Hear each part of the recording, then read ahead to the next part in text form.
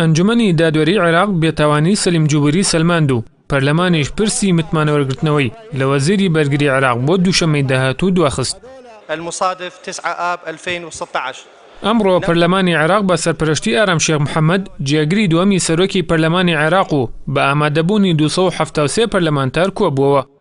لە سەرەتای دانیشتنەکەدا ئارام شێخ محەممەد وتەیەکی پێشکەش کرد و ڕایگەیاند پەرلەمانی عێراق لە ئێستادا بە سەختترین قۆناغی خۆیدا تێپەڕ دەبێت و ئێمەش وەک نوێنەرانی گەل بەرپرسیارەتی گەورەمان لە ئەستۆیە، ئەرکێکی گەورەی ئەخلاقی و قانونیمان لەسەر شانە لە بەرامبەر دەنگدەرانماندا.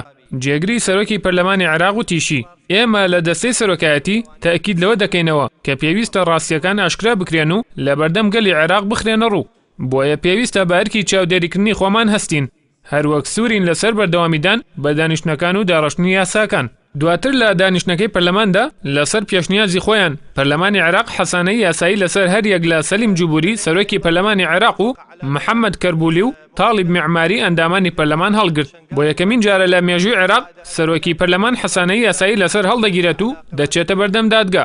سەلیم جوبوری سەرۆکی پەرلەمانی عێراق دوای هەڵگرتنی پارێزبەندی لەسەری چووە بەردەم دادگا و دواتر دەسەڵاتی دادوەری بێتاوانی سەلیم جوبوری سەلماند.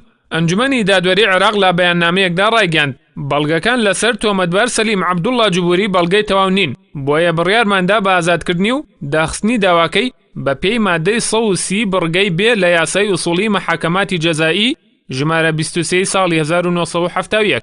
دوای بڕیارەکەی دادگاش سەرۆکی لیستەکان و پەرلەمانتاران پیرۆزباییان لە سەلیم جوبوری کرد بەهۆی بێتاوان دەرچوونی لە دۆسیەی گەندەڵی وەزارەتی بەرگری عێراقدا.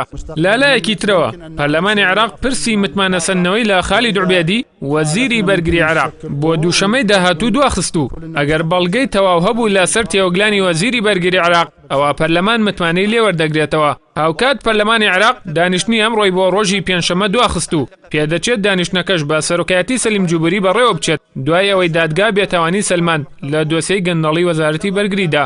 دوای کاراکردنەوەی پەرلەمانی عێراق ئێستا پەرلەمان دەست بۆ مەلەفی گەندەڵی وەزارەتەکانی حکوومەتی عێراق دەبات و یەکەم جار بانگی وەزیری بەرگریان کرد و دواتر وا